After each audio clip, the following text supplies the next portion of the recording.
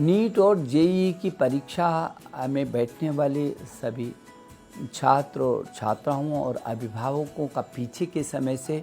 निरंतर मुझे निवेदन आता रहा है, चाहे मेरे सोशल मीडिया पर हो और चाहे मेल के माध्यम से या मंत्रालय को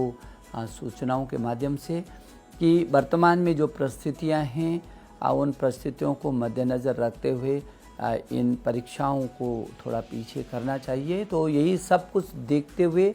जो एनटी के महानिदेशक हैं उनकी टीम को हमने पीछे के दिनों में ये अनुरोध किया था कि इन परिस्थितियों को देखते हुए वो अपनी कमेटी बना करके और इस पर विचार करें और सभी स्थितियों का आंकलन करके वो कल तक हमको अनुशंसा दें ताकि इन परिस्थितियों में